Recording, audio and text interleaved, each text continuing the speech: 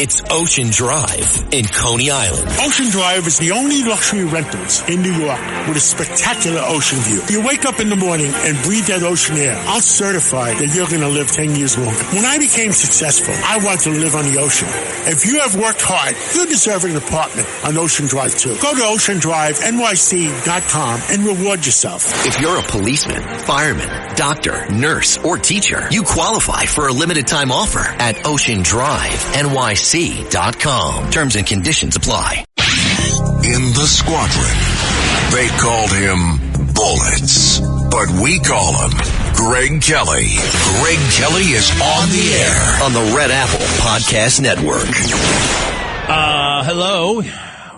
A non-consequential debate will be tonight among the remaining Republicans who are not Donald Trump. Who the hell are they anyway? DeSantis, Nikki Haley, couple of others. No more Mike Pence. No more Mike Pompeo. Who the hell else is in this race? Tim Scott, that Vivek guy. I mean, they're all at anywhere between 9 and 19 points. Donald Trump is up there 60, 65 points. It's on NBC, the fake news. A lot of people are really annoyed and done with Ronna Romney McDaniel. Ronna Romney McDaniel. Who is she? She's the head of the Republican Party, and everywhere she goes, she loses, it seems like. And it's said that she does not like Trump. All right, she's one of those guys who, nice to his face, but is always trying to trip him up. She loses a lot. What happened here? Ohio. We got. Are you pro-life? Look, let's talk about this for a second. I consider myself pro-life. All right. The country is not there yet. The country is just not there. It's not. And I would like to, there are a lot of other issues in addition to abortion. Would we agree, right? I thought it was an amazing thing, Roe v. Wade being overturned. It needed to happen. Roe v. Wade should not have been the law of the land. It was a bad decision, a bad practice, all kinds of bad. We have more permissive abortion in this country than they do in North Korea. Even the Europeans, who are pretty liberal and lax about everything, look at us and they think that we're barbarians with the abortion latitude. All the way up until the 9th month, all the way up until post-birth in some circumstances. It's crazy. Oh, hey, here's something new. Sorry, Vicky Palladino. Congratulations to Vicky Palladino. She beat Tony Avella, the chronic office runner over there in Queens. Good for her, Vicky Palladino. Who else won? Christy Marmorto. Unfamiliar with her. Is she the councilwoman in the Bronx? Yeah. A Republican won in the Bronx. Marmorato is her name. Let's get her on the phone and congratulate her. Good for her. They haven't had oh wait, did she beat Nydia Velasquez? Ooh, that crazy person? No, I think it's another Velasquez.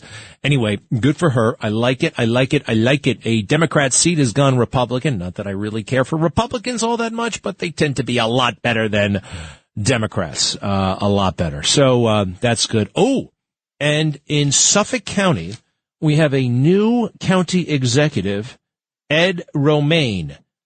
Don't know anything about him, but he is the new county executive. Congratulations. He is a Republican, and that's in Republican hands for the first time since when?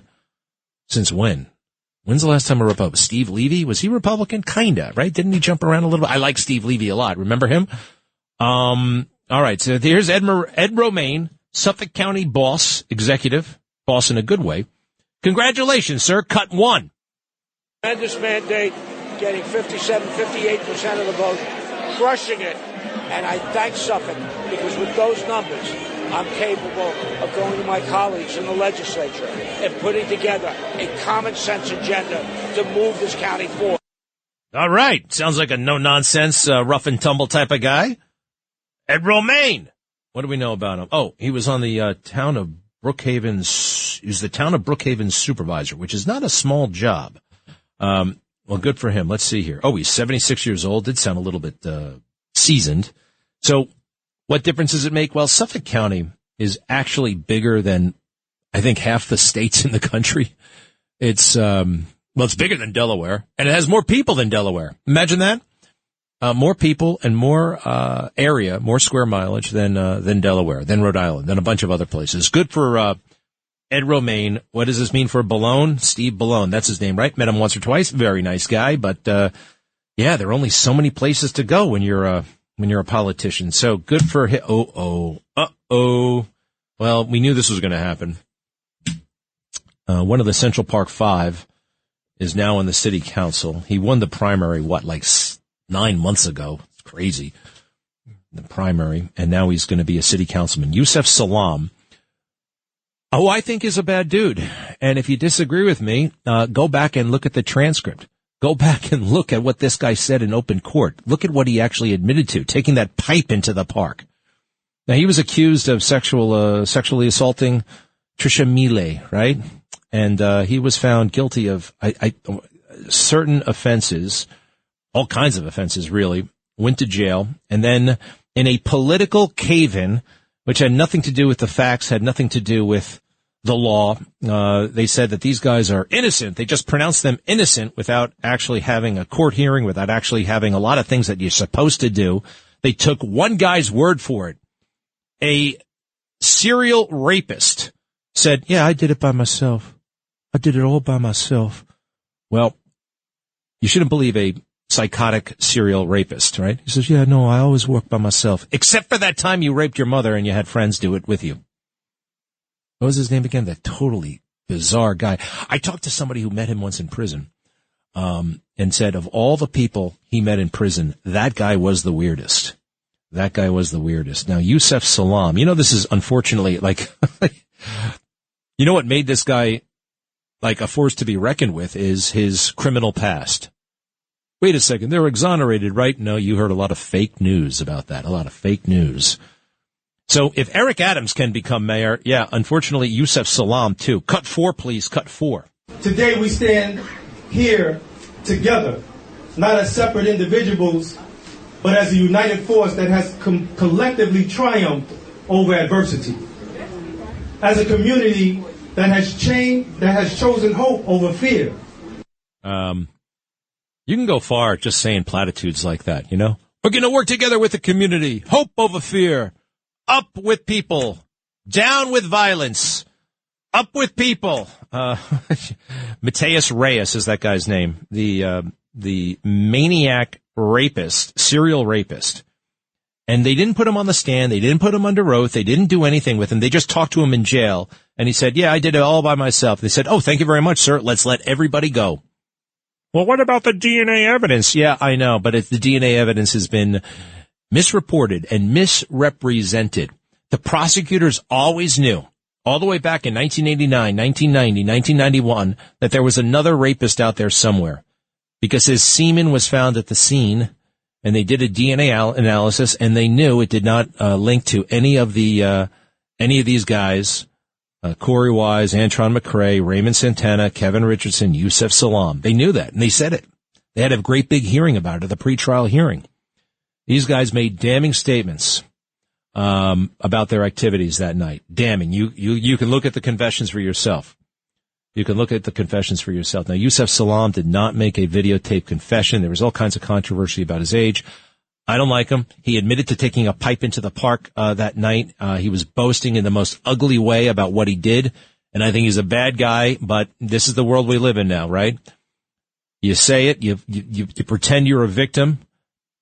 You get millions and millions and millions of dollars, and he's in the city council now. Wow. Watch out. All right, brighter side of it. Oh, here's Christy Marmorato. I hope she gives, let's make her the mayor someday, right? Christy Marmorato, this is the Republican who won, cut 3 in the Bronx. It's an honor because my community came out and spoke. They wanted a change, and they got a change. Hard work and consistency, and it eventually pays off. And it's, like I said, it's the community. They needed the change, they wanted the change, and they spoke. They came out and voted. Well, the Bronx, a good chunk of it definitely needs a change. Don't you agree? I mean, that place is in trouble. Oh, so back to Israel for a moment. Israel, they are fighting the fight that must be fought against the enemy, Hamas. And the Hamas runs Gaza, and it's a terrorist organization. They killed children. I saw a horrible... I can't even go into what they did. I won't go into what they did, but it involves a baby, and it involves an oven, and I can't say anything more than that. This is Hamas. And they must be eradicated, and so many nitwits running up and down, yelling and screaming about, the perpetrators here, defending the perpetrators. No. Let's see. This is Corey Bush. Okay, Corey Bush goes out there. Rashida Tlaib said awful, awful, awful things about Israel and seems to be in favor of genocide of Jewish people. So they passed a resolution, I think, to condemn her and her comments. Every now and then you got to do that. It's kind of meaningless, but at the same time, it's very meaningful. And all of her radical friends got up there and supported her. Elon Omar, I think, what did AOC do? And this is Corey Bush. Corey Bush went on and on and on and on and on. And somebody, she's hyperventilating, and somebody just kind of compressed all of her comments, all right? So she goes on. This is Corey Bush's speech, which is 5 minutes, but it was compressed into about 15 seconds. Cut 19, please. Cut 19. Black people, the insurrection, racism. That is pretty funny. It's very good. There are so many very, very qualified people out there. Funny people online, just these, they call them internet trolls. You know what? That's not nice. Up with it, internet trolls. It's okay to spend some time on the internet and make fun of politicians. It's still America. Even though, Facebook and big tech, they're back to their, well, I guess it's not an old trick, censoring people like me, taking my content off of my Instagram account. I can't make fun of Eric Adams. I can't make fun of Bill de Blasio. Big tech is reaching down into my account and taking my material off. And they label it false. How is it false? How is it false that I said this? Well, it lacks context. Shut the hell up and stay the hell out of it. They are messing with the wrong Marine. You start taking my content. Well, it's a private company. They can do what they want. You know what? Maybe it shouldn't be a private company. And this is one of the reasons why I don't like Republicans all that much. You know what I mean? Some Republicans are like, oh, it's free enterprise. And you know what? No, enough with that stuff. If Alexander Graham Bell only let people who he agreed with talk on the phone, we as America would have taken that phone from him, right? And that would have been the right thing to do. So big tech can't be trusted.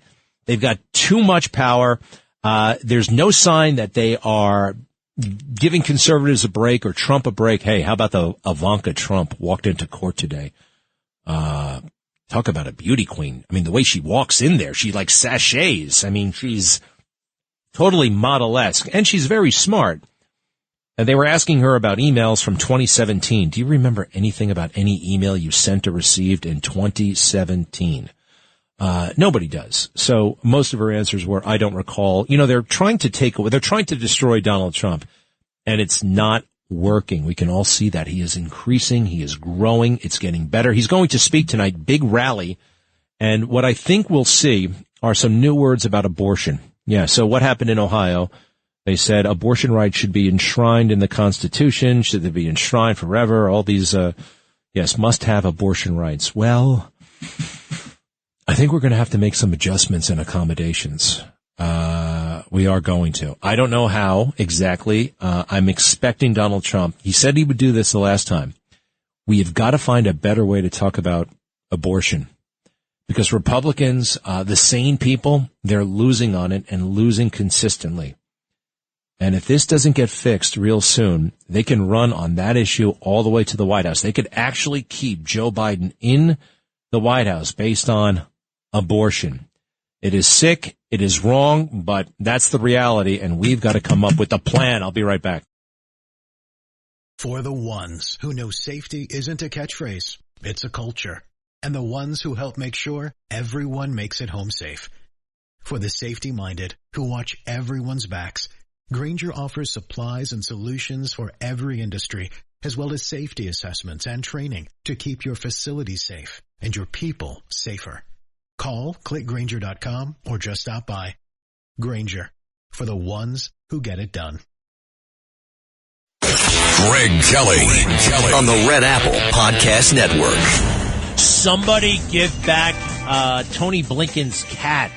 I'm looking at him live right now. Where the hell is he? Somewhere. He's in Tokyo, Japan, projecting weakness, projecting wimpiness, worried, he can't do it. A good chunk of that job is swagger. All right. You got to look tough. You got to sound tough. You need smarts too. All right. You need that. you got to have the whole package for these big jobs. He does not have it. He's somebody's staff guy. Give him a binder. Put him in the back of the room. Let him do a position paper that the boss will read someday. But he shouldn't be representing America on this stage. And quite frankly, he's kind of, in a weird way, the de facto president of the United States more and more. Where the hell is Joe, right? He's away, and we're going to keep him away. Hello, Mike in Westchester. Yes. Yes, Greg. How are you? Always a pleasure. Listen, I'm the one that gave you the idea on that expose of the 50 guys in 50 days on why they signed that security document, and nobody went under the hood on those guys on everybody's private agenda on why they signed that lying document. And I still think you should do an expose on that. Well, we did some, you know what I mean? I've done some. I've done Clapper. I've done who the hell else is on that list? Panetta. I've done Blink. Blinken organized the whole thing, but yeah, I know. Everybody knows. Everybody who signed that list is corrupt. Everybody. And you know what we're talking about? These Intel guys said that the Hunter Biden laptop was disinformation. And Russia disinformation has all the hallmarks of Russia disinformation, and the intel community letting us down again, right? In a big way. They let us down on 9/11, right? They let us down with the Iraq War. They let us down in Afghanistan. They stink. They absolutely stink. And good luck finding any mention of them in the Constitution. And that includes the FBI. We need law enforcement. We even need federal law enforcement. But I am done with the FBI. Friends of Biden Incorporated. We got to come up with one for the Central Intelligence Agency, huh? Children intuiting. No, I got to get back to you on that. Anyway, Mike, yeah, good idea. Thank you. Sandra. Oh, hi, Greg. I just wanted to ask you something. I was listening to your show last night, relaxing, enjoying, and all of a sudden I have my radio on as well, and I hear Bill O'Reilly. But he said something that I said, what? He was basically saying that he agrees with Letitia James in what she stands for regarding this case. So I was wondering if you maybe could have him on your show and have a discussion with him about this because, look, he has a lot of influence over people. Don't worry about it. He's just saying stuff. It's okay. He can say what he wants to say. I'm a little bit surprised, but I didn't hear what he said. He can say what he wants. I don't, I know he's a big Trump supporter. He really agrees with Tish James. I don't believe it. Tish James is a maniac. The case is not good. Everybody knows that. This is a get Trump. And, they're counting on it. They're counting on people not being able to do anything about it. And in a way, what can we do about it, right? You have a corrupt judge who's willing to, use the system to get Trump, a corrupt district attorney or AG. And we have very few options other than voting for the guy, giving him money, giving his campaign money, and praying that the appeals court does the right thing. And I think it will. This is, so don't worry so much, Sandra, about Bill O'Reilly. He's allowed to say stuff. I'm not going to book him anytime soon. I love the guy, but maybe we'll have him on and talk about other stuff, but I'm not going to challenge him about, you said something that Sandra doesn't agree with. You know what I mean, Sandra? No, I didn't say I don't agree. Now he has me confused. No, you have, you said you don't agree with, whatever. All right. Anyway, look, he's got great content. BillO'Reilly.com. Check it out. BillO'Reilly.com. You're welcome, Bill. Greg Kelly on the Red Apple Podcast Network. Have you ever heard of, are you ready for this, Dr. Jawanza Kunjufu? Dr. Jawanza Kunjufu. Lately I've been noticing him on social media, and I don't know if he's posting, but people are posting about him and his appearances over the years. He's an academic, he's an educator, and he's written and said some pretty powerful things. And I find myself agreeing with him a lot and being like, man, this is heavy duty. And I wish we had more of this. He happens to be black, and he happens to be talking about race in a way that, it's a serious, sometimes painful conversation, which I think needs to happen in place of the silly, fatuous, dopey, dumb conversation that we're having instead, right? that somehow it's all about white supremacy, right? I hate white supremacy, but good luck finding the white supremacists. There are two, right? And one's in prison. So here's this guy, Dr. Jawanza Kunjufu. I think he's from New Jersey, and he may have said this to Dick Cavett, of all people. Listen to this, cut 21.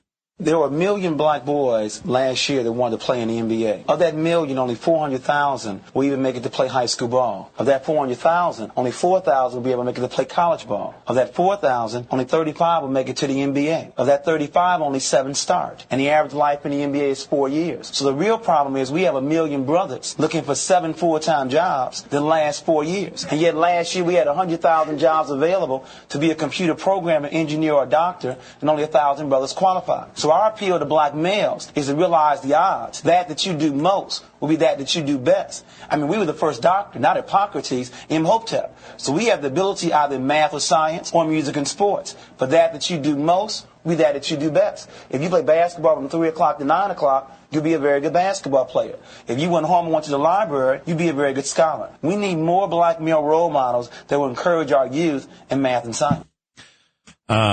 Questions? Anyone gonna quarrel with that? And I applaud him. And you know what? I'm done with the days of, waiting around for somebody of color to say it. I waited on Barack Obama. I've been saying that. I don't need cover. I don't need permission. But when I am moved, like I was by Dr. Jawanza Kunjufu, I will share it. That is, that's something else. And there's something that made me think of. I'll get back to it later. Good for him. Oh, you can have all of the, gifts and advantages in life and, still fail miserably and still be a terrible, horrible person. And somebody who comes to mind is, John Hinckley. Any name ring a bell? He was the guy who tried to kill Ronald Reagan with the gun, all in an effort to impress Jodie Foster. The guy was totally insane. He watched Taxi Driver and he was impressed with Jodie Foster and not Sybil Shepherd, who was the true hottie in that movie. I mean, beyond. So anyway, not guilty by reason of insanity. And this John Hinckley, it wasn't that he was white. It was that he was incredibly rich. His parents were rich. His parents were friends with the Bushes. This guy had every advantage in life. And, may have had some natural mental problems, but totally, whatever, right? And look at him. He's like the worst kind of guy you can be, a presidential would-be assassin. And then some people who were born with very little, and without a father. Hinckley came from a solid 2-family home and everything, all the support, and he still shot a president. Who comes to mind? One of my favorites, Dr. Ben Carson. Happens to be black. Happens that his dad was, out of the picture. His mom was doing all kinds of crazy thing and, just sex work was all over the place, and he grew up in the most horrific circumstances. One day, I think at about the age of 12, he grabbed the Bible and he started reading from the Psalms, and it just totally changed his life. Became one of the greatest neurologists in the world, right? So when I talk about, it would be great if there were more fathers in the black community, right, where they're seriously lagging. I don't want to insult anybody who doesn't have a father or whatever like that, whether you're black or white, because you can still do great things no matter what your circumstances. But if you're looking at numbers, millions and millions and millions of people, you will notice, and people have, and they can make the correlations like, there is a greater chance that you will fail in one of these other categories, or you might go to jail, or you might not learn to read, or you might have a child out of wedlock.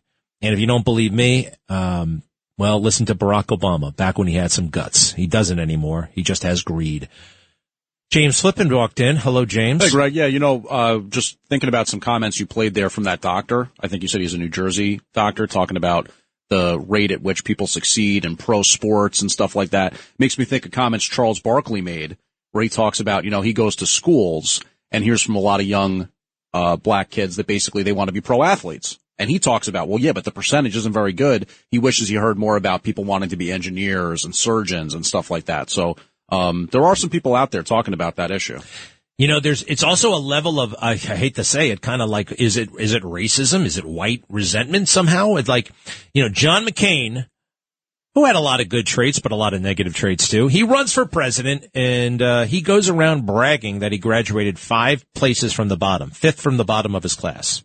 He goes around bragging about how crummy he did in school. I actually don't think a black person could run around doing that and get away with it if they're aspiring to be a president. I just don't think that would wash somehow. Yeah, you might be right. And it's weird how, for somehow you got to be a Harvard Law graduate or a 4-star general if you happen to be black for you to have like mainstream appeal. It's really the media's fault, to be honest, because regular people don't care. Regular people, they grew up, playing sports, maybe joining the military, maybe blue collar jobs. You work with people from all walks of life. But for the elite upper crust media, right? Upper crust, they're not really upper crust. They just have more hang-ups than most people. And it's the prevailing narratives they look to drive too, right? It's like a story that they feel like they have to add another chapter to. I hate narratives. Like Homer Simpson said, a bunch of stuff just happens. Too many people are trying to weave a story, a narrative. Ooh. And then, like, the narrative is the Hardy Boys always solve the mystery, right? The Hardy Boys always solve the mystery that the adults couldn't. And that's the way those books are written. What narratives do we have today? Donald Trump is a threat to democracy. No matter what he says, he's a threat to democracy, right? Joe Biden is a man of empathy. Even if you have all this evidence that shows Joe Biden is a horrible, depraved, mean man, you ignore all that because you have a narrative. You have a story. You're going to just only pick and choose and whatever.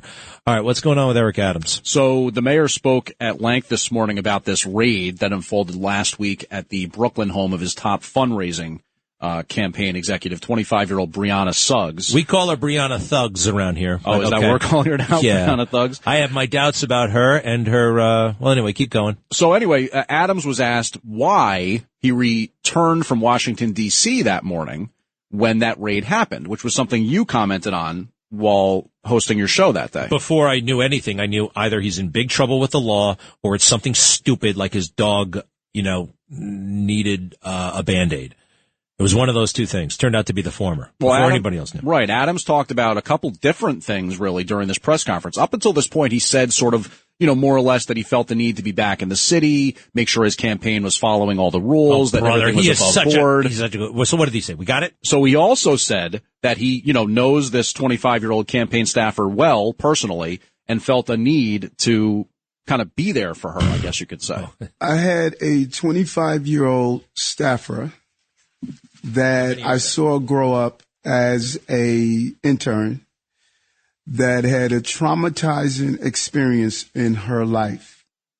Wasn't that traumatizing? She wasn't arrested.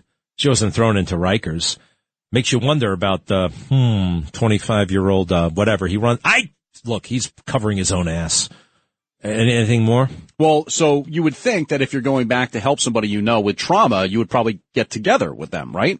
Oh, you're saying he set himself up here. He didn't really do it. Well, they apparently didn't talk. I did not speak with Brianna the day of the incident because I didn't want to give any appearance of interference. And I wanted to be clear on that. And I was notified by campaign team.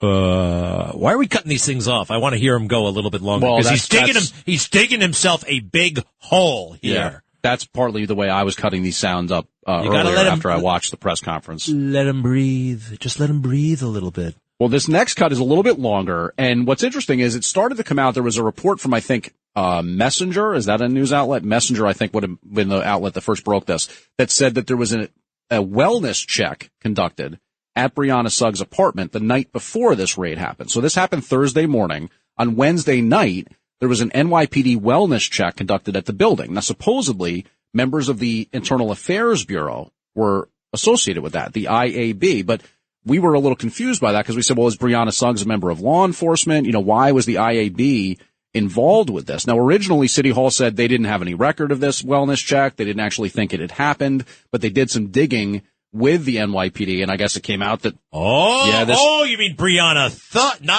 that Brianna, the intern for the mayor. Oh, her? Yes, we were there. The NYPD communicated that they were shocked, I believe, Deputy Mayor Levy, when he reached out, the DCPI said, we doubt anything like that ever happened. Until they dug in more, they were able to find out we had no role in that at all. And I want to be clear on that. You want to be clear on that at all. The IAB carried out the request, but that did not reach our city hall at all. Hey, we've seen people try to talk themselves out of jams. This is like I did a better job in fourth grade covering up for That's what I said. I said misdeeds. to Noam, I said, it sounds like he's saying a lot of uhs in these sound bites. It's like he's a fourth grader. He's in trouble. He got caught, but he's a bit psychotic and a bit taken with himself. So he thinks he can like just get away with anything.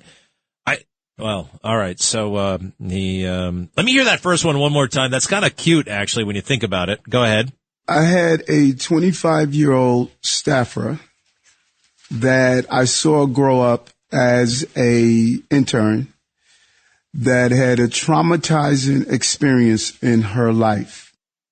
Okay, so she gets raided.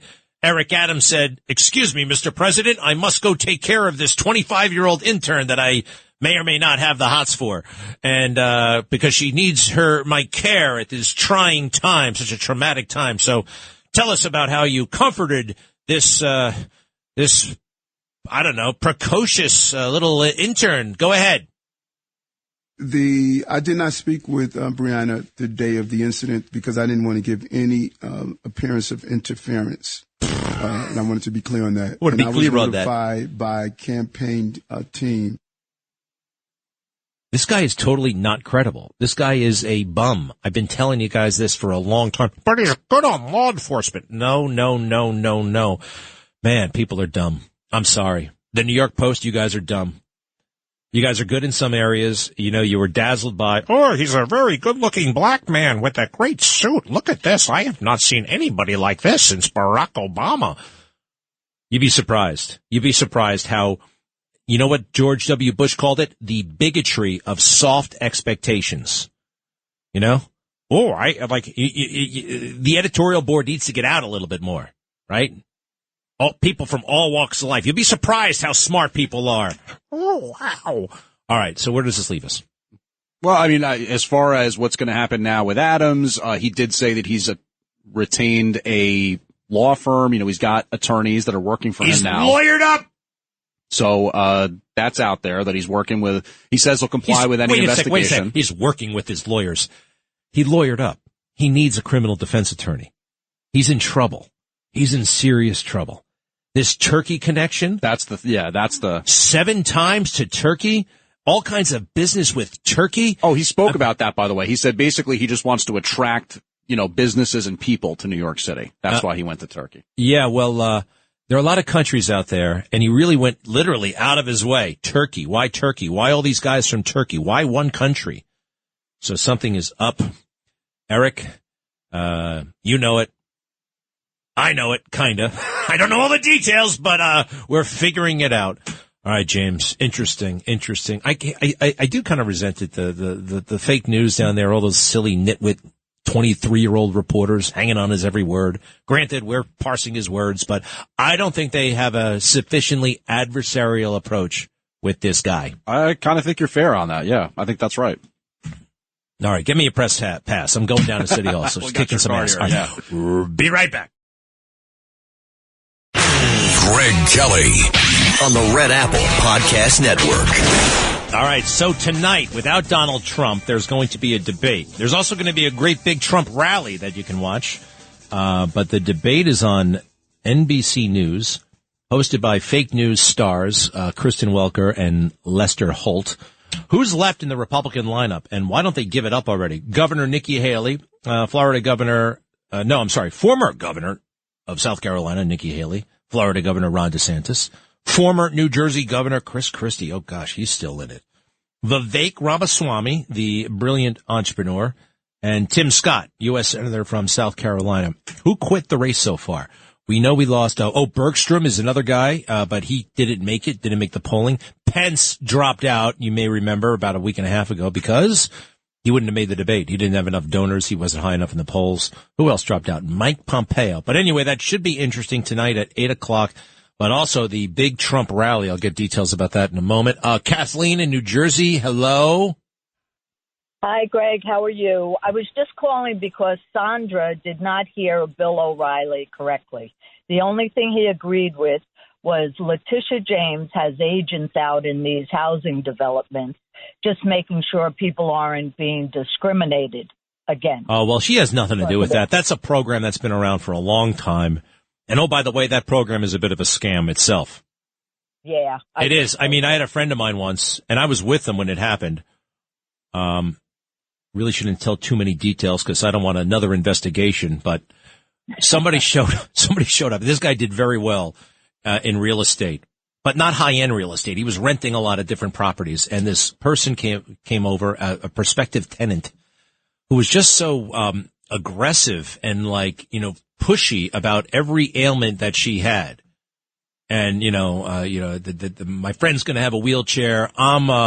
I'm trans and my partner is this and we need that. And, my therapy dog needs this, and all these things. And at the end, it's like, what do you think? I said, I wouldn't rent to her. He said, but that might have been a setup. I said, I know, but I wouldn't rent to her not because of the ailments, but because she was such a jerk about it. So obnoxious. All she had to do is be friendly and sweet. I knew it was going to be I think it was a scam. Had nothing to do with the various whatever. Do you walk in and, list all of your ailments right off the bat? Even your attributes, even your kinky fetishes? No.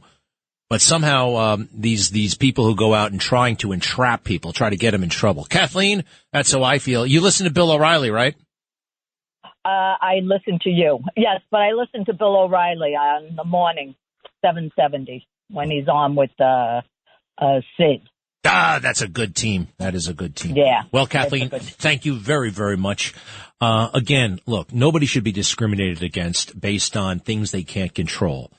Skin color, orientation even, you name it. I don't think anybody should be judged about things they can't control. You can kind of control your attitude. When you show up with an attitude, I don't think you got to rent to that person. If you own a house or you own an apartment, I don't have to rent to you. It has nothing to do with the other stuff. But they're out there, these undercover people, and they're trying to get you in trouble. Newsday is very fake news lately, by the way. Newsday, the Long Island paper, they ran this great big scam trying to take down good, honest, decent real estate brokers. Did you see that story, right? And they played all kinds of games. Real estate brokers, they want to sell a house. They want to rent a house. Made a point trying to penalize these regular people. Newsday. I used to deliver that paper, I was a paper boy. It was my second job. All right, what else? Hey, there is that rally. We'll get to that. I need more details. Rashida Tlaib officially censured, and she deserved it. Totally deserved it. And here she is crying about it. Rashida Tlaib, the radical Democrat from Michigan, cut 7. But let me be clear. My criticism has always been of the Israeli government and Netanyahu's actions. It is important to separate people and governments, Mr. Chair. No government is beyond criticism. The idea that criticizing the government of Israel is anti-Semitic sets a very dangerous precedent, and it's being used to silence diverse voices speaking up for human rights across our nation. Well, she's gone way, way, way beyond that. All right. Totally. Her history is full of anti-Semitic tropes, making references, the most hideous type, right? Making greed and associating that with just every little stereotype she's engaged in. There's that. And also, I'm sorry, anyone who questioned the United States retaliating against Afghanistan and the Taliban after September 11th, yeah, that's a problem. The only thing we didn't do right there is we didn't attack them fast enough. We waited until October 7th. Did you know that? October 7th. We get hit on the 11th of September, and we screw around all the way until October 7th. Why? Greg Kelly on the Red Apple Podcast Network. All right, everybody's jumping up and down about the new Somali American Nadia Muhammad She is the new mayor of a place called St. Louis Park, Minnesota.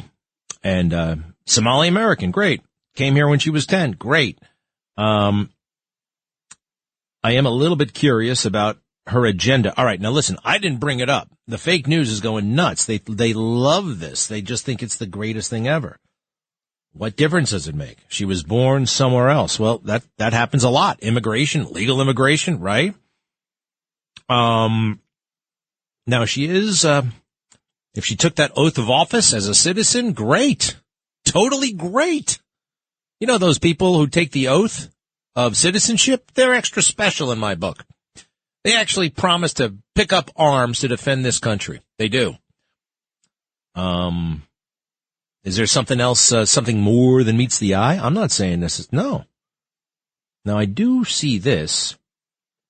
Her first order of business. As mayor, I want to ensure people see themselves reflected in our policies. I don't know. I see a lot of people in the conservative world, knee-jerk negative reaction. Okay, she's a Democrat. You can be a Democrat. I can disagree with you. You can be different. We can have different views, right? Some in the conservative community, I think, are possibly jumping the gun about this one. You see? Well, you see what exactly? That she's wearing, a hijab or something like that? So what? If she takes an oath to support and defend that Constitution, I assume she intends to support and defend the Constitution. Excuse me. Now, Sharia law is bad news, and there's no indication here that I can see that she is a supporter of Sharia law. And what is Sharia law? That is that crazy barbarian, goes back 5,000 years, code of justice in certain parts of Islam. It's crazy, right? You know, I see it. It's still happening. You know, women stoned to death for looking at some guy or driving a car. They put him out there it's happening right now. It's happening in Afghanistan right now. It's happening in parts of Africa right now. Also, remember when we used to hear about Darfur? Who remembers Darfur? Nobody remembers Darfur. I vaguely remember Darfur. Darfur in the Sudan. Well, you don't call it the Sudan anymore. It's just Sudan and South Sudan, whatever. It's a mess over there. And all kinds of tribes, and they're always at war with each other. Have you seen that nearly 1,000 people were killed? And nobody really pays any attention. Now, why is that? Why is it? It's racism. No, it's not. All right, it's not. For whatever reason, and some people do blame white people for this, that Africa is such that there is an insane amount of violence compared to other continents. So much so that we've become somewhat, crazily enough, I'm sorry, accustomed to it. I say, what do white people have to do with it? But there's a whole school of thought that, well, if the white colonialists did not divide Africa in such a way that reflects their sensibilities, well, we wouldn't have these problems today. I don't quite frankly buy that, although I don't know enough about it. I do know this, though. This is, it's a horrible, horrible, horrible thing. It happens all too often. And when it happens all too often, you gradually become rather, I don't know, desensitized, right? A little bit immune to it.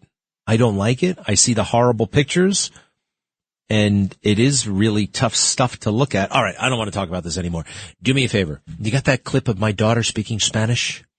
My daughter is learning Spanish, and I know what it means now to have a vicarious thrill. My child is learning to do something that I cannot do. And somebody told me once, there is nobody in the world who really wants you to succeed other than your father and mother.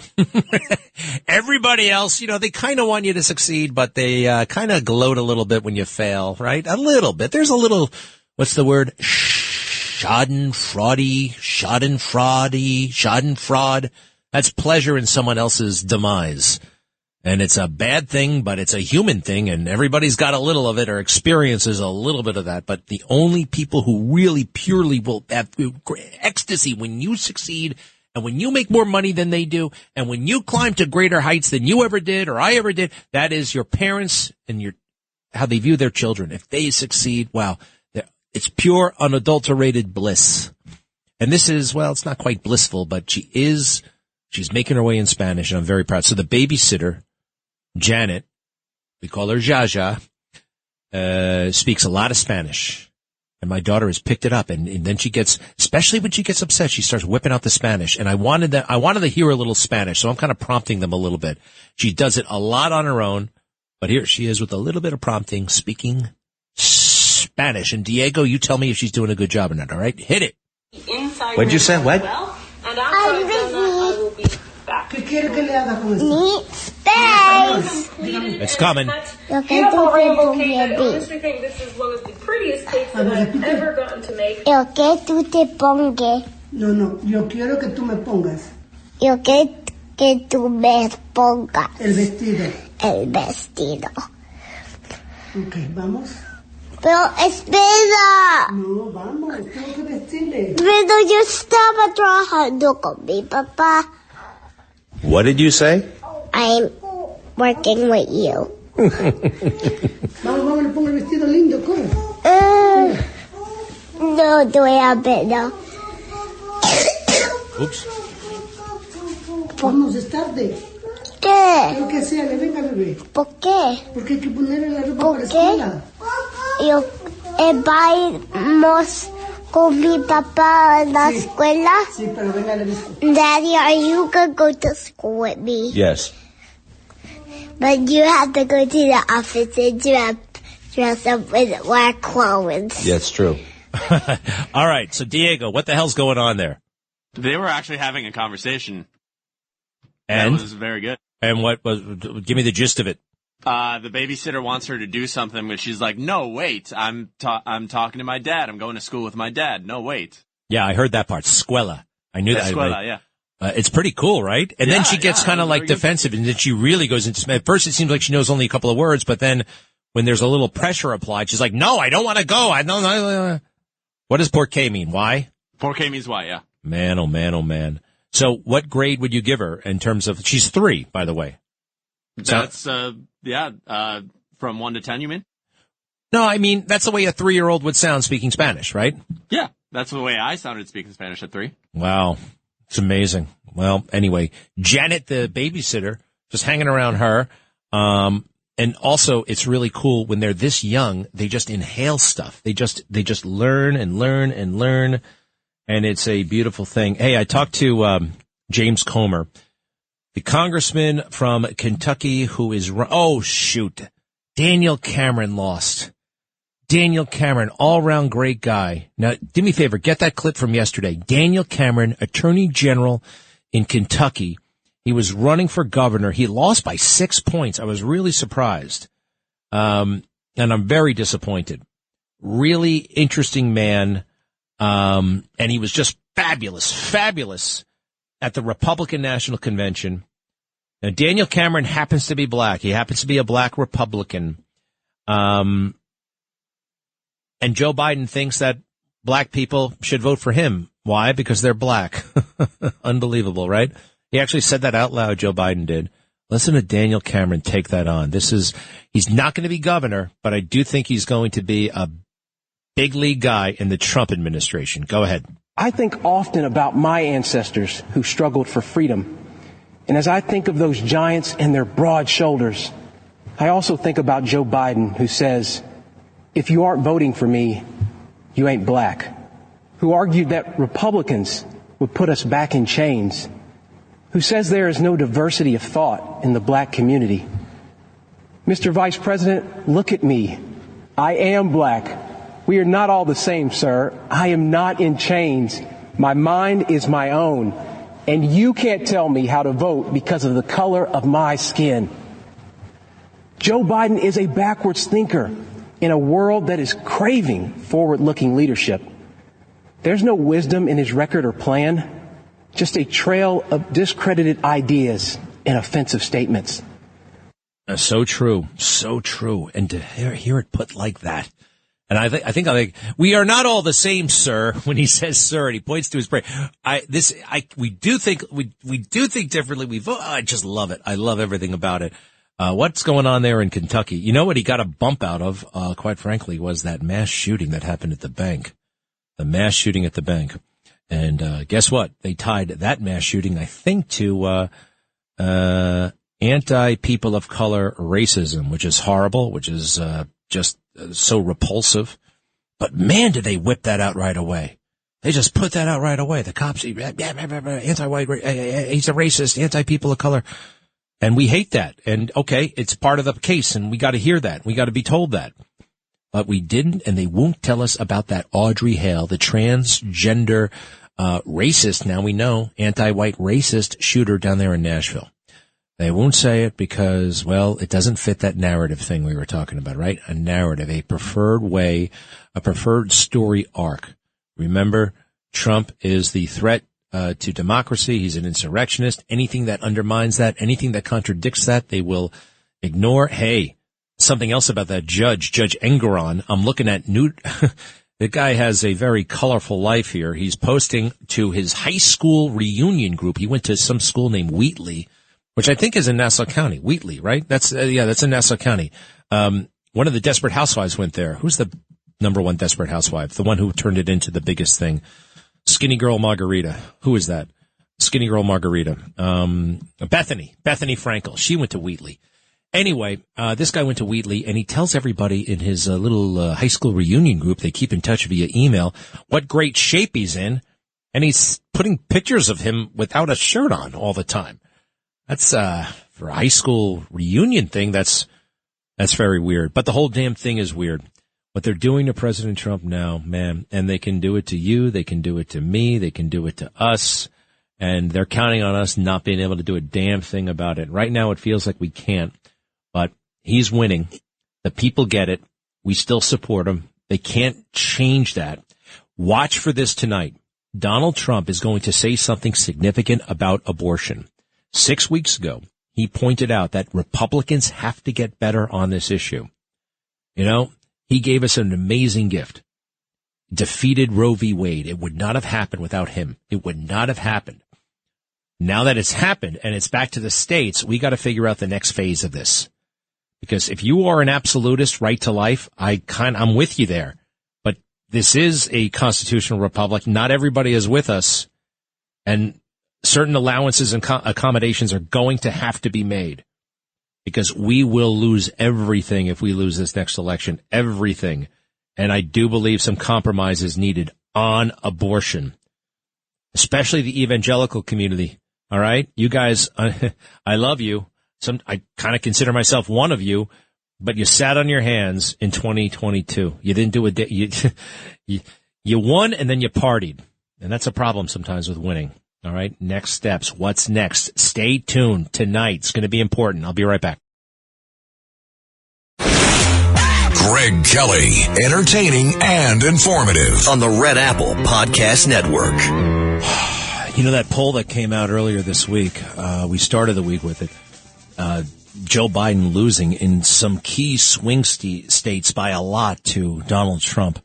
You know, we're done talking with it. It was news Sunday into Monday. Probably shouldn't be, because this still is sending shockwaves all over the Democrat universe, especially the Democrat rich guys. They are freaking out. They are desperate to make a change. They have a huge problem on their hands because Joe Biden is convinced he's the only one. He's the only Democrat in the world who can beat Donald Trump. So we have a guy in Canada, President Biden's envoy in Ottawa, Canada, confided to a crowd, good luck confiding to a crowd, of Canadians that fresh polling in key swing states is sobering and scary. A New York Times Siena survey published Sunday gave former President Donald Trump an edge in Arizona, Georgia, Michigan, Nevada, and Pennsylvania. And Biden led only in Wisconsin by like a half a point. Overall, Trump was up 48 to 44%, even after all these crazy indictments and all this nonsense, right? All this fake news. And this guy says, and here in Politico, for people in Canada or the United States who are concerned or troubled by a prospective second term of Donald Trump, those results are sobering and scary. U.S. Ambassador David Cohen told a conference of manufacturers and exporters in Canada's capital on Tuesday. Now, what is so scary about a second Trump term?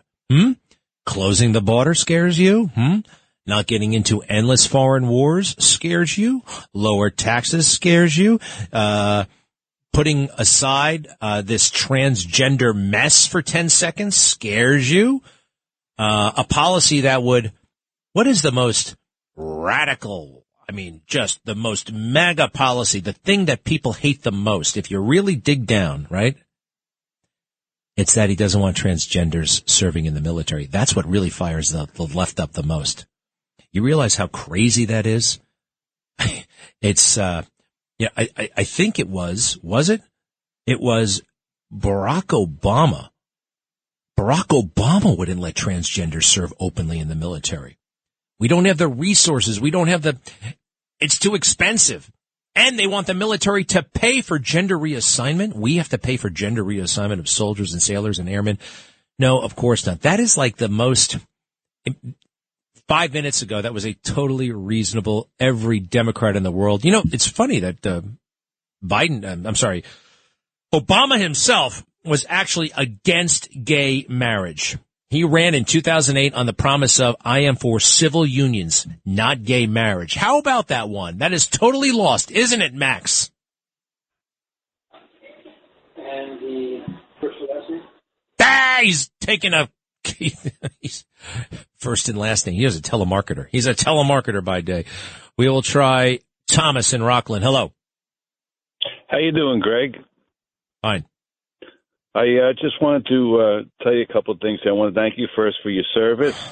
If you run for mayor, you'll definitely win.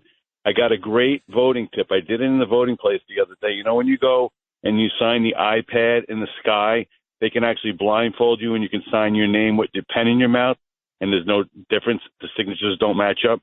You take both your fists, you put your left fist up, then your right fist, the fist that you write with.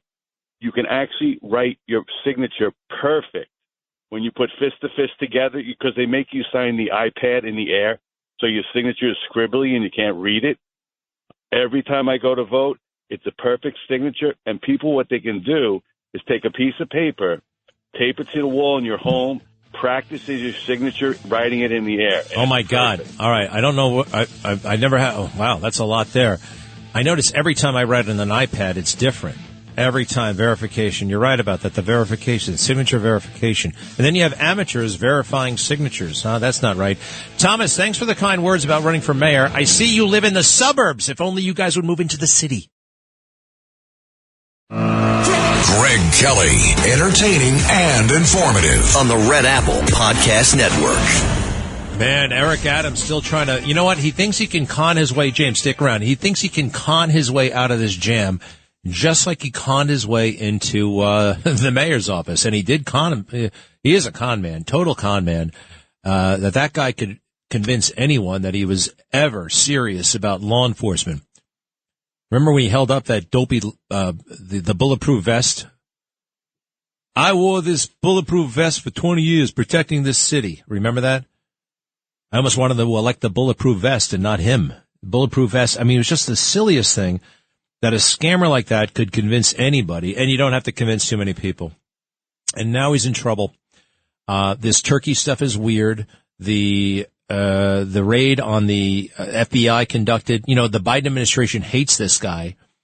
There's something going on. James Flippin, you've been monitoring this all day long. What's that word you were having trouble with? Oh, so I wanted to ask you, because it was a good word that you used when you were describing aspects of the case, and you said that there was something fatuous. What does that word mean? It's a good word. Fatuous means silly, I think. Let's look it up. What was the context? What else? Because I think you said that he's fatuous, basically, or that there's something about Adams that silly or pointless. It's an adjective. Yeah, fatuous. Now, why not just say silly or pointless? I don't know. It sounded good the way you said it. I don't know. I mean, you don't want to do that. I mean, maybe the fat parts of the emphasis, but that's what it means. Fatuous. But sometimes a word just works. You know what I mean? Mm-hmm. Sometimes silly wasn't enough. Mm-hmm. Fatuous. Right. Because it's like it's more of a quality. Silly is like a silly thing. But fatuous is more of a kind of a way of being. Person. Yeah, a way of being. That's what So, all right. Any new things with this FBI investigation into Eric Adams and all of his weirdo shenanigans? No, I mean, I'm reaching out to City Hall to ask about some of the discrepancy there. Adams basically said, I came back to provide some moral support to this person, but He also said that he wanted to make sure the campaign was operating above board. So I kind of wanted to get down into like, what was it? What was the main reason why he came back? So we're still waiting a response on that. But I'm also going to have to reach out to DCPI because I'm curious about this, IAB wellness check, Internal Affairs Bureau wellness check the night before at Breonna Suggs' home. She's not a member of law enforcement. So I'm curious as to why the IAB was involved in that. Well, remember this. You're never going to get an answer knocking on the front door of the press office. That's true. We got to get some sources down there.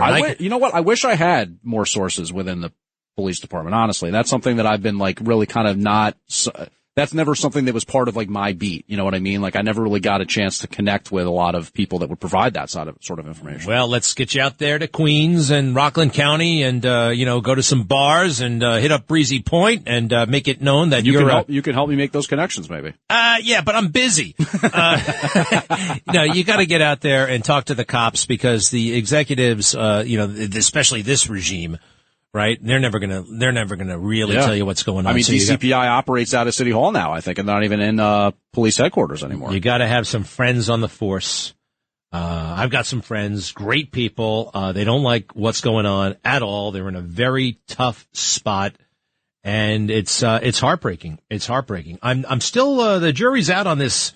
I can't even remember his name. He's such a low profile. The police commissioner, Caban. Nobody knows who he is. Nobody knows what he looks like. Nobody ever sees him. And I think that may be, part of the deal. I'll give you the job. Don't make a big deal out of it because Ewick, it's all about him. Hey, excuse me. Bright side. We got that new, what's her name? Councilwoman up in the Bronx, Christy Marmorato, Republican in the Bronx. We don't have that very often. Cut 3. It's an honor because my community came out and spoke. They wanted to change and they got to change. Hard work and consistency and it eventually pays off. And it's, like I said, it's the community. They needed the change. They wanted the change and they spoke. They came out and voted. I like her a lot. Let's see here. She is, what do we know? She's from Throg's Neck. And you hear that good old, New York accent. She's definitely one of us. And she declared victory. Now, it doesn't take that many votes in these little tiny races. Listen to this. The Bronx has turned red for the first time in 20 years after Republican Christy Marmorato declared victory in the city council race over Democrat incumbent Marjorie Velasquez. Marmorato is a newcomer to the political world. Her brother, though, is the Bronx GOP chair. Lonely job. She has spent 24 years in healthcare. I'm looking at a picture of her. She looks like she's 28. Very attractive, actually. Was most recently in women's health at Greenwich Hospital as an X-ray tech. Marmorato said key issues facing the Bronx made her run. The main point of contention during the election was the Bruckner upzoning project, which allows construction of 8-story buildings in a neighborhood that's traditionally had privately owned homes. It's an issue that has sparked protests in the 13th district. Marmorato has been a voice of opposition. She lied to the community about the Bruckner upzoning. Good for you, Marmorato, she said of Velasquez. She's not supporting the community on the Just Home initiative, and she's looking to put a casino right smack in the middle of the community that's going to be bigger than Yankee Stadium. I don't like casinos. You can have one in Las Vegas. You can go there to waste your money and blow it. The house always wins. Atlantic City, I don't like them either. Great buffets.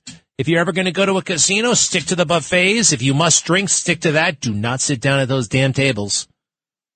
Do not sit at those tables. What if you go with just a small budget? Like, you know what? Okay, I have $100. I'm not going to lose more than that. Just keep it that. Maybe that's fun for you. You like to play some blackjack or something like that, some roulette.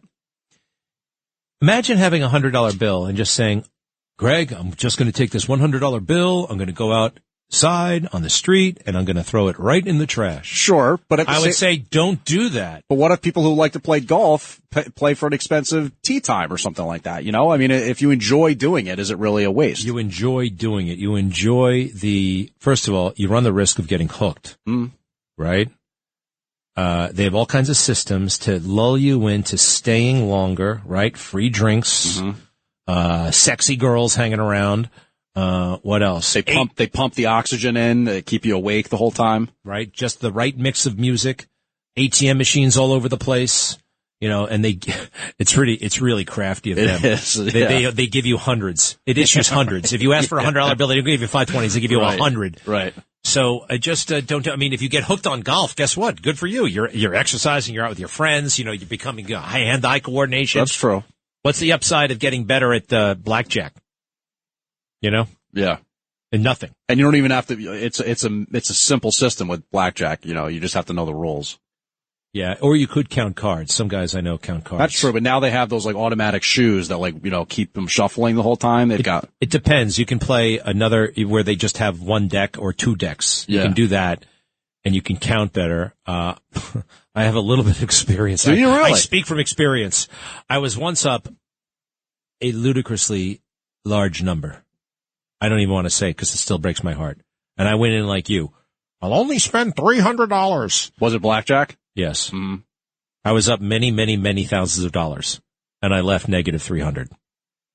I'm never going to do that again. Oh, good. Yeah. So anyway, all right. So no casino in the Bronx.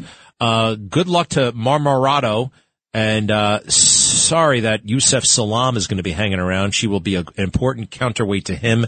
And congratulations once again to Ed Romaine, the new Suffolk County executive.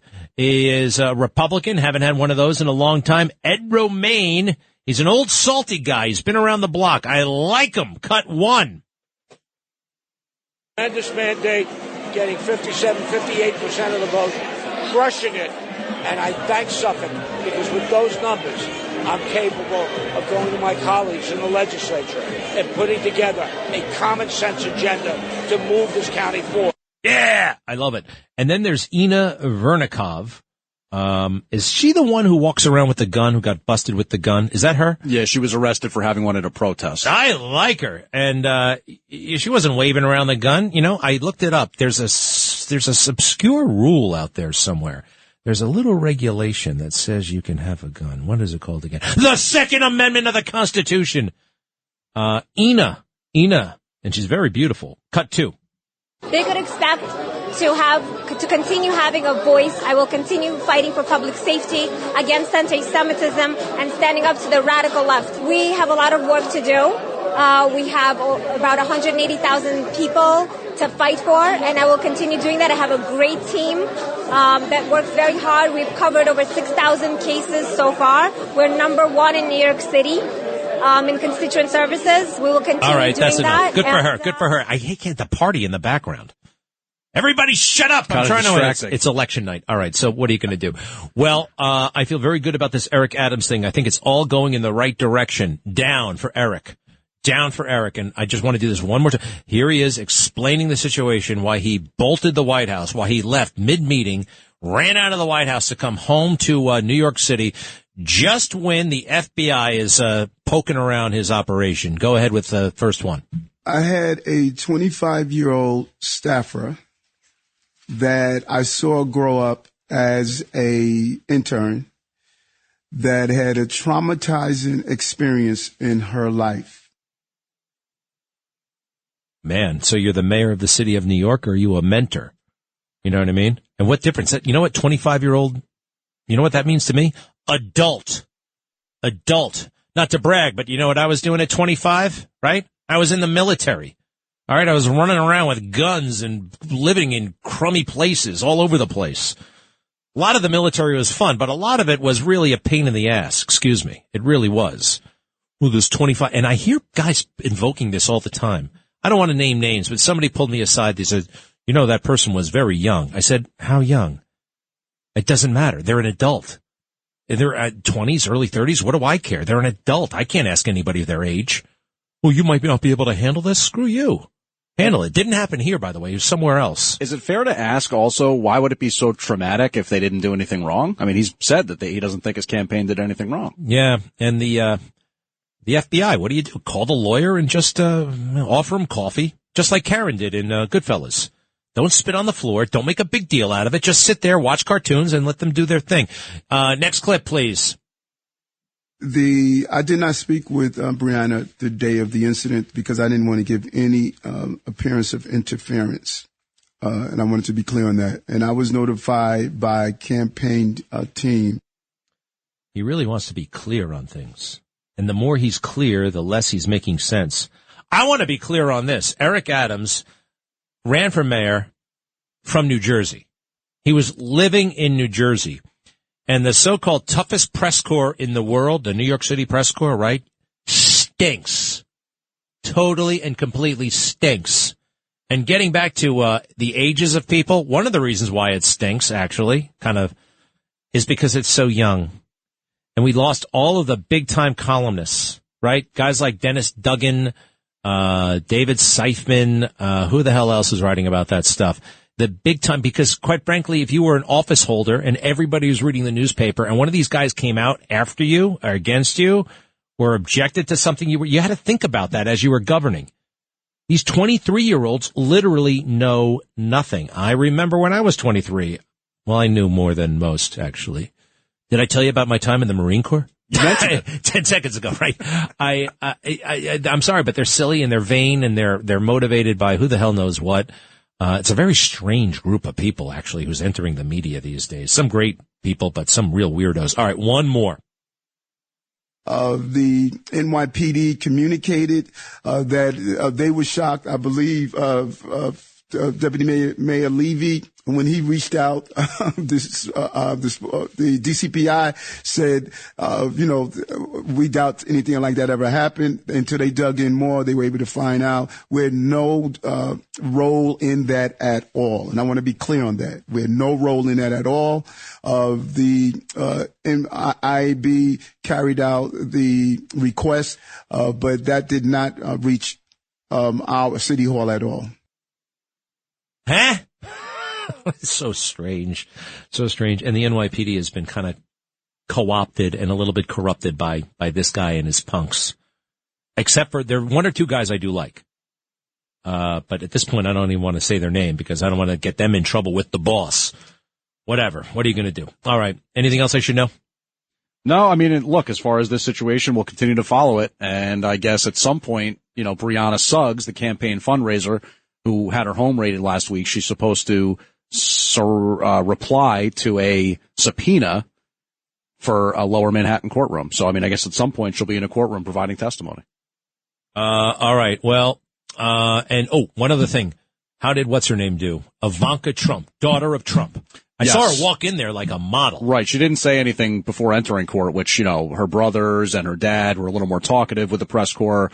She's pretty much made it clear that she's not really interested in kind of being a continuing, I guess, public face of the Trump campaign, if that's what you want to call it. But we'll have to see what she had to say. I have yet to read reports as to what she actually said inside the courtroom. Well, basically, she's not remembering anything, which I don't believe she does. She doesn't. I mean, I believe her. She doesn't remember anything. Nobody remembers about a 2017 email that do you remember what you were thinking? Do you remember? Somebody once handed me a text of something I wrote in 2013. I had no recollection. It seemed like a stranger. Go into your own email. Go into your own email back to 10 years ago, and you wouldn't even recognize the personality. Go into your text mail. You can't even tell who's who. Am I this guy? Am I that guy? Anyway, well, good luck, Ivanka. You shouldn't be going through this, and neither should your brother and sisters, and of course, neither should your father. I'll be back. Greg Kelly on the Red Apple Podcast Network. This is good. This is so... You got to look at Victor Davis Hanson. It's too long to read. The guy is totally brilliant. And you know what really makes him even extra interesting? He's a farmer. Victor Davis Hanson, the professor, is also a farmer. And the guy just totally gets the world, gets Barack Obama, gets everything that's going on. And Victor Davis Hanson, you've seen him on cable a lot. Senior fellow at the Hoover Institute. What really separates him, though, is real world experience. When you run a farm, you know what things cost. You know about hiring labor. And he's not just some academic shooting his mouth off. Mike Didino, how are you? I'm doing well. How are you? Your title now is Director of Sports. Is that right? I would say content creator for the sports. Content creator for the sports? Digital content creator. Sports digital content creator. Correct. Okay. Is that official? Yeah. Sounds good. What is going on with Aaron Rodgers? There's beef between me and him. He made it very, very personal. He got very nasty, and he used a lot of profanity about me and my family, and I don't stand for that. Did he? You heard that horrible, vulgar tirade? He used profane language. We're talking about when he was on the Pat McAfee show. Whatever the hell show it was. I don't know these sports shows you guys get crazy about. But, hey, is everything all right with you and Matt Meany? He just kind of, is everything all right? I guess not. Yeah, I know. All right, he's your boss, right? Quasi. Yeah, I don't think he sees it that way. All right, enough office politics. Was it fake news that he's coming back this season, or is he coming back this season or not? I don't think anybody really has the answer to that question yet. That is the $1 million question. Will Aaron Rodgers return? I think the speculation is... I think it's a $37 million question. If you Yeah, it's a $37 million question. I think he will not return. Gun pointed at my head, I don't think he will return. All right, so why was he shooting his mouth off trying to say that he could return? You look confused. Well, the boss is running in and out, and somehow I think they've got beef with you. So just finish your thought. And are you prohibited from coming on air or something like that? I don't believe so. I think I have some good I think you're intel. on double secret probation. Something's going on here. They don't want to see me win. Yeah, I think he wants to see you in his office right now. All right. Sorry. Final word on Aaron Rodgers. He will not return. If you pointed a gun at my head, I said he will not return. I appreciate it so much. Thank you, Mike. Good luck with this situation. Looks like I need it. Barbara, hi. Barbara in Huntington. Welcome back. Hi, Greg. I'm seeing, unfortunately, another announcement for a day of rage again against Israel. And they're calling for it tomorrow. They want people to wear black armbands. They want them to go to protest at Martin, at Boeing, Raytheon, Northrop Grumman, etc., and try to hurt Israel in any way they can. Well, they don't know. Golda Meir said, "We Jews have a secret weapon in our struggle with the Arabs. We have no place to go." Yeah. No place to go. Yeah, that makes a lot of sense. Here we are. We have no place to go. I want to support. Everyone's wearing an armband. How can I support on the other side? What do I do? I'll wear a yarmulke. I want to stand with Israel. What is a good way to do it? Well, we're both Christian, you and me. We got to find out a way to do it, a respectful way to do it. And I mean that respectfully. I want to do something. And I don't know what that is, but this is a fight between good and evil, and Israel must prevail. They will prevail, and we support that. We support them. Oh, God, I can't believe they're going through it. I can't believe this is happening. We're seeing all this disgusting hate. Anyway, Barbara, thank you. All's good with you? All is going well. Thank you very much, In Greg. your private life, right, personally, the world is going down the tubes, but we are so... Yeah, I know. We're so much... Oh, sorry, go ahead. I'm here in Ohio where they just voted in an awful Oh, amendment. I know. I wish that didn't happen. To be continued, everybody.